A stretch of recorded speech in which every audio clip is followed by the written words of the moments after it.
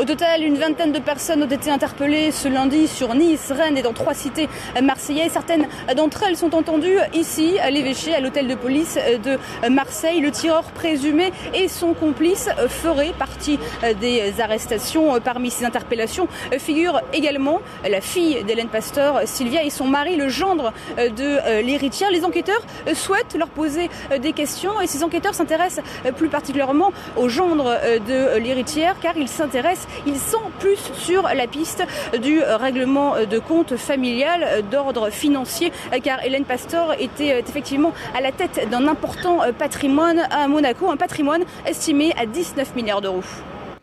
Avec nous sur ce plateau, Jean-Michel Descugis du service police-justice d'ITélé. C'est vous qui avez sorti l'info. Comment est-ce que la police est remontée jusqu'au gendre et à la fille d'Hélène Pastor? Les enquêteurs ont commencé à s'intéresser aux faits plus qu'aux mobiles. Les tueurs présumés ont été rapidement identifiés parce qu'ils avaient laissé beaucoup d'indices derrière eux. En particulier, il s'était laissé filmer par les caméras de surveillance de l'hôpital où a lieu le meurtre. Et donc, à partir de ces images, les policiers sont remontés dans les gares, dans la gare de Nice, où ils étaient arrivés en train, et aussi de Marseille, où ils étaient partis. Puis ils avaient pris un taxi aussi.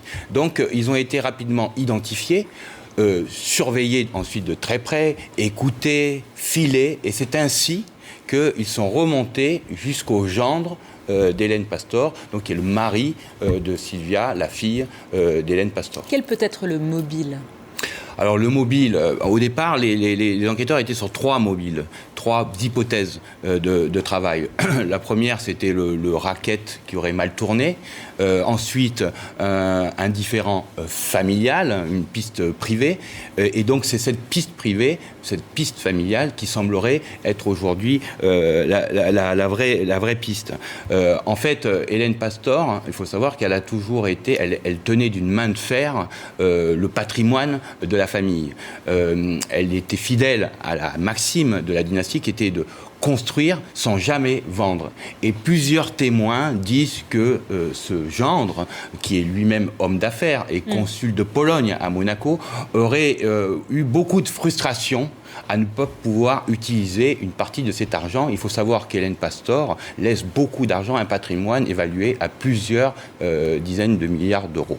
Bien, voilà pour ce rebondissement spectaculaire donc dans l'affaire de la mort d'Hélène Pastor. On reste évidemment au conditionnel. Pour l'instant, ils sont entendus par la police, la fille et le gendre de la milliardaire. Merci à vous, Jean-Michel Descugis.